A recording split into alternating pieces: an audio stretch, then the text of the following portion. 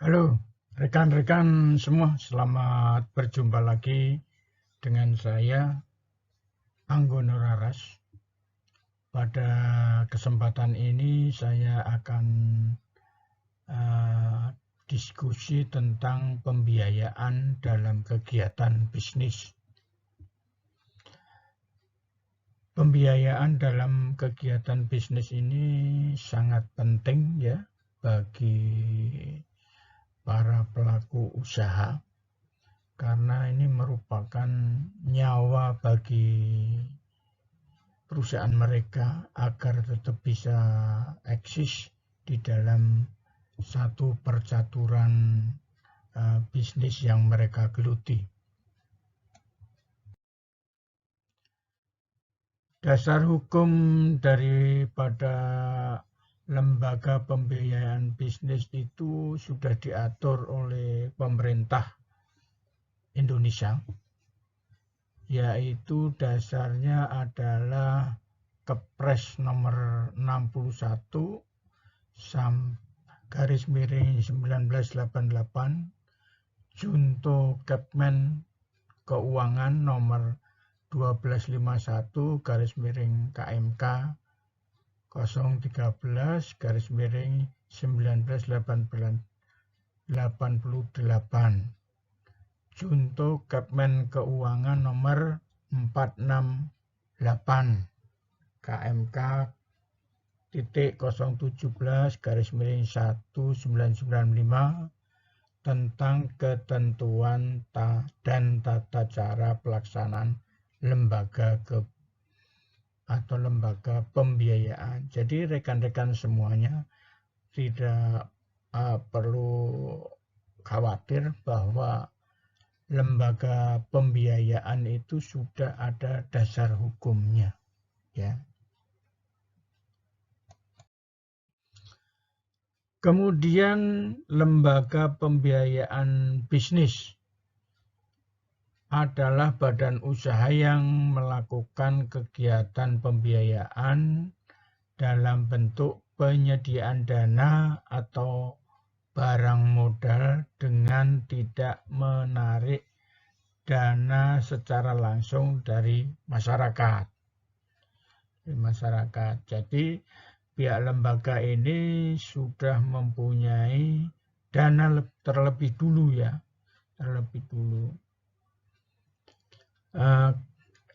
Hal ini sesuai dengan peraturan Presiden nomor 9 tahun 2009 tentang lembaga pembiayaan. Kemudian juga sudah diatur di dalam Undang-Undang nomor 21 tahun 2011 tentang OJK pasal 1. Nah, itu. Jadi itu merupakan hal-hal yang patut dipahami bagi rekan-rekan yang bergerak di dunia usaha, ya. Selanjutnya, apa yang dimaksud dengan lembaga pembiayaan? Ya. Jadi di sini kita melihat dasar pengertian daripada lembaga pembiayaan ini, dasarnya adalah Keputusan Menteri Keuangan RI nomor 48 KMK 017 garis miring 2000, ya, 2000 tentang perusahaan pembiayaan, lembaga pembiayaan, dan lain-lain. Selanjutnya dari keputusan menteri tersebut itu kita bisa tahu banyak tentang bagaimana dan apa dari lembaga pembiayaan tersebut.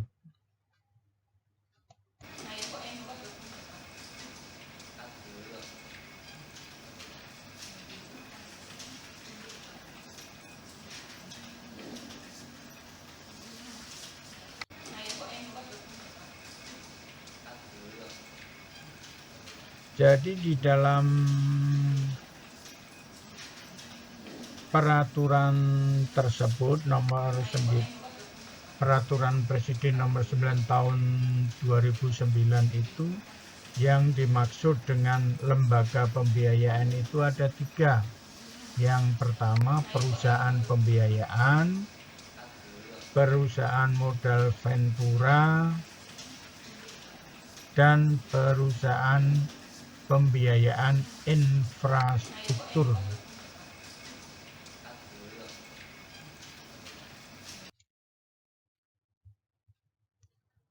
Kalau kita pelajari lebih mendalam, perusahaan pembiayaan itu merupakan badan usaha di luar bank dan lembaga keuangan, bukan bank, yang khusus didirikan untuk melakukan kegiatan. Ya, jadi seandainya Anda mempunyai uang lebih, ya, bisa mendirikan perusahaan pembiayaan ini karena dasar hukumnya ada.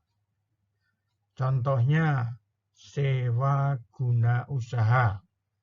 Sewa guna usaha itu leasing. Kemudian anjak piutang. Nah, nanti akan kita jelasin satu persatu, ya. Kemudian usaha kartu kredit. Nah, jadi kalau Anda sudah ada mempunyai anggaran, kemudian membangun satu perusahaan usaha kartu kredit juga bisa. Kemudian perusahaan pembiayaan konsumen juga bisa. Di mana perusahaan ini memang didirikan untuk membiayai keinginan konsumen, ya, umpamanya beli barang atau apa gitu. Tentunya keuntungannya kan dari bunga atau laba yang mereka tentukan.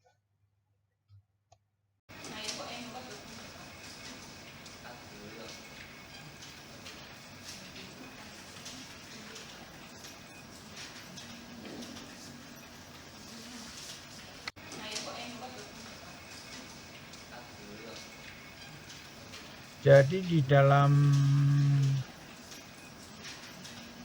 peraturan tersebut Peraturan Presiden nomor 9 tahun 2009 itu, yang dimaksud dengan lembaga pembiayaan itu ada 3. Yang pertama, perusahaan pembiayaan, perusahaan modal ventura, dan perusahaan pembiayaan infrastruktur.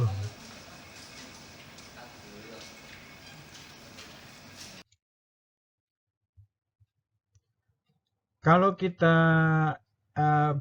pelajari lebih mendalam, perusahaan pembiayaan itu merupakan badan usaha di luar bank dan lembaga keuangan, bukan bank, yang khusus didirikan untuk melakukan kegiatan. Ya, jadi seandainya Anda mempunyai uang lebih, ya, bisa mendirikan perusahaan pembiayaan ini karena dasar hukumnya ada. Contohnya sewa guna usaha. Sewa guna usaha itu leasing. Kemudian anjak piutang. Nah, nanti akan kita jelasin satu persatu, ya. Kemudian usaha kartu kredit. Nah, jadi kalau Anda sudah ada mempunyai anggaran, kemudian membangun satu perusahaan usaha kartu kredit juga bisa. Kemudian perusahaan pembiayaan konsumen juga bisa.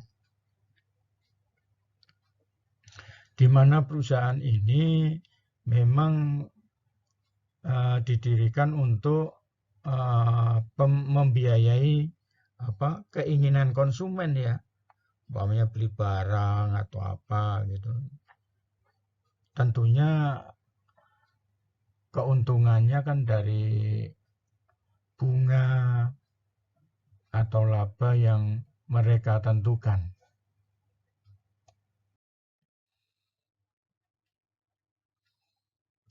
Jadi kalau kita lihat dari hasil, kita kan coba diskusi tentang leasing ya, atau sewa guna usaha. Kata leasing itu berasal dari kata lease, artinya menyewakan. Leasing adalah setiap kegiatan pembiayaan perusahaan dalam bentuk menyediakan atau menyewakan barang-barang modal untuk digunakan oleh perusahaan lain dalam jangka waktu tertentu dengan kriteria tertentu. Kriterianya apa? Kriterianya itu antara lain satu, pembayaran sewa dilakukan secara berkala. Masa sewa minimal 2 tahun. Adanya hak opsi, yaitu hak perusahaan pengguna barang modal untuk mengembalikan atau membeli barang modal yang disewakan pada akhir jangka waktu perjanjian leasing. Jadi di sini kita bisa ambil salah satu contohnya. Kita leasing tempat usaha. Tempat usaha itu kita sewa.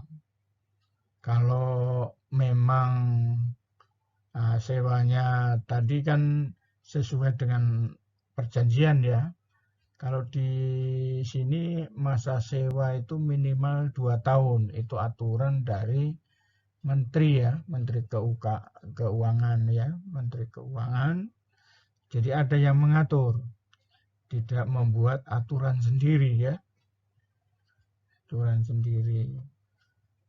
Oke, kemudian seandainya kita punya keuntungan banyak, kemudian yang kita sewa tadi, bangunan tadi, kita beli.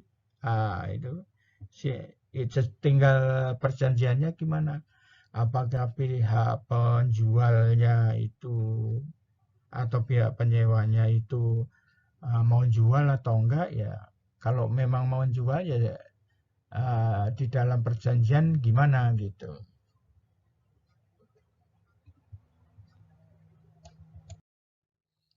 Kemudian saya akan coba sedikit menjelaskan tentang istilah saja ya. Lessor itu adalah perusahaan pembiayaan atau perusahaan yang sewa guna tadi. Jadi orang yang menyewakan itu namanya lessor. Kalau lessee adalah perusahaan atau perorangan yang menggunakan barang dengan pembiayaan lessor. Jadi contohnya kalau kalian beli laptop atau apa secara leasing, Anda itu adalah lessee-nya. Sementara kredit yang memberikan kredit itu namanya lessor yang menyewakan, ya kan? Oke, kemudian pengertian sewa guna usaha setiap kegiatan pembiayaan yang tadi sudah saya jelaskan tadi ya. Kemudian kita lihat yang kedua adalah faktoring atau anjak piutang. Anjak piutang. Jadi pengertiannya gini, anjak piutang itu usaha pembiayaan dalam bentuk pembelian atau pengalian serta pengurusan piutang atau tagihan jangka pendek suatu perusahaan. Ya. Di situ ada juga kontrak antara perusahaan sebagai penyedia jasa dengan klien, di mana klien wajib menjual atau menjaminkan piutang dari hasil penjualan barang secara kredit kepada anjak piutang selaku perusahaan penyedia jasa. Anjak piutang bukanlah suatu pinjaman, melainkan pembelian suatu aset. Nah, pembelian suatu aset. Jadi contohnya gini, kalau kita mempunyai satu ini ya, permasalahan dengan pinjaman, banyak sekarang perusahaan-perusahaan yang menawarkan alih kredit. Nah itu alih kredit tadi, yang memberikan tawaran alih kredit tadi namanya faktoring tadi, anjak piutang tadi gitu. Oke, kita lanjutkan lagi. Kemudian ada yang dimaksud dengan pembiayaan konsumen.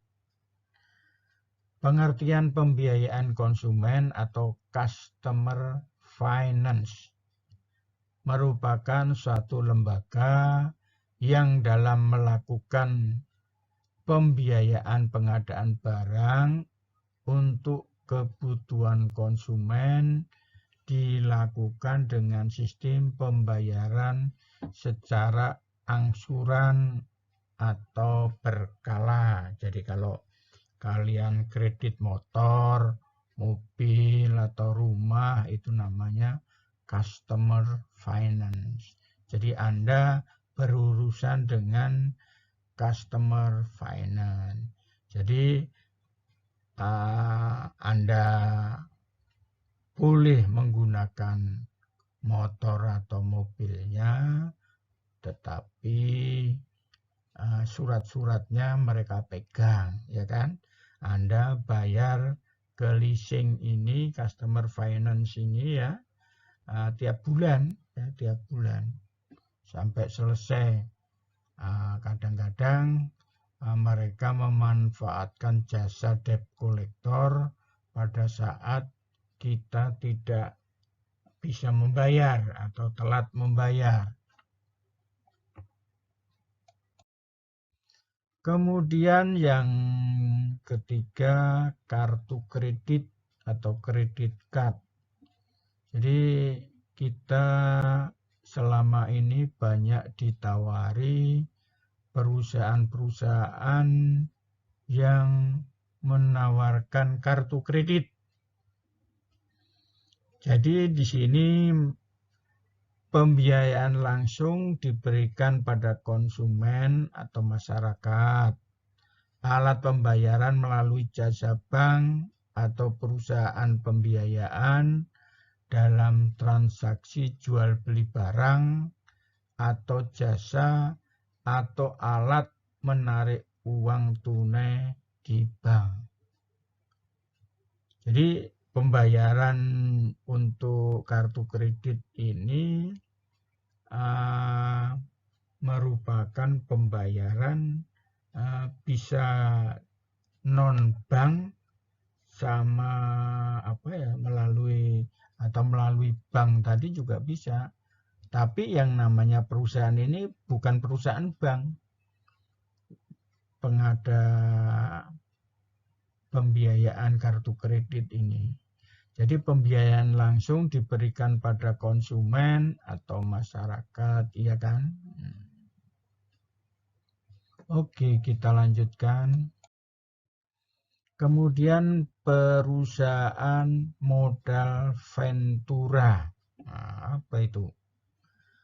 Modal ventura merupakan satu investasi dalam bentuk pembiayaan berupa penyertaan modal ke dalam satu perusahaan swasta sebagai pasangan usaha untuk jangka waktu tertentu. Biasanya dalam bentuk uang tunai atau yang ditukarkan dengan saham pada perusahaan pasangan untuk jangka waktu tertentu. Jadi perusahaan modal ventura ini perusahaan membantu pendanaan ya, investasi dari perusahaan boleh asing, boleh sama-sama Indonesia, tapi untuk perusahaan swasta ya. Umumnya investasi dilakukan dalam bentuk penyerahan modal secara tunai yang ditukar dengan sejumlah saham pada perusahaan pasangan usaha. Jadi umpamanya si perusahaan tadi di sini artinya perusahaan swasta yang dibantu modalnya ini dia tentunya bonafit lah ya, karena dia mempunyai saham, ya kan? Kemudian penyertaan modal dalam setiap perusahaan pasangan bersifat sementara dan tidak boleh melebihi waktu 10 tahun. Rekan-rekan, kita akan coba melihat produk dari perusahaan modal ventura. Yang pertama, penyertaan saham atau equity partisipan. Yang kedua, penyertaan melalui pembelian obligasi konversi atau quasi equity partisipan. Yang ketiga, pembiayaan berdasarkan pembagian atas hasil usaha atau profit atau revenue sharing.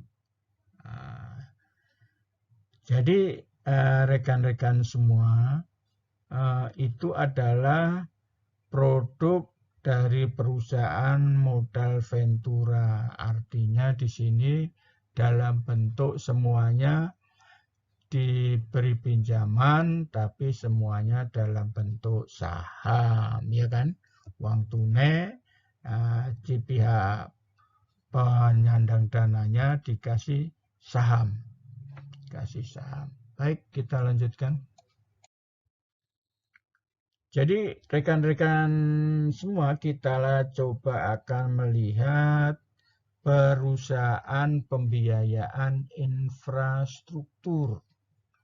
Jadi perusahaan pembiayaan infrastruktur ini merupakan badan usaha yang didirikan khusus untuk melakukan pembiayaan yang berbentuk penyediaan dana pada proyek infrastruktur. Jadi seperti rekan-rekan semua ketahui bahwa Indonesia itu saat ini sangat membutuhkan infrastruktur ya, seperti jalan raya, jembatan, bangunan, segala macam dalam rangka menunjang pembangunan yang menuju negara modern, maka dibutuhkan infrastruktur yang banyak jumlahnya. Selanjutnya kita melihat satu produk perusahaan pembiayaan infrastruktur itu apa saja. Satu, pemberian dukungan kredit atau credit enhancement. Kemudian pemberian jasa konsultasi. Jadi kalau kita tidak tahu bagaimana cara membangun jalan layang 4 tingkat atau 3 tingkat, nah itu pihak daripada perusahaan pembiayaan infrastruktur tadi bisa menjadi konsultannya, dan semuanya itu tidak gratis, ya kan. Kemudian penjaminan pembiayaan infrastruktur. Jadi di sini kita melihat kalau ada sebuah perusahaan yang menang tender, kemudian dia membutuhkan anggaran ya, biaya, maka bisa dibantu dari perusahaan pembiayaan infrastruktur tadi. Kemudian penyertaan modal.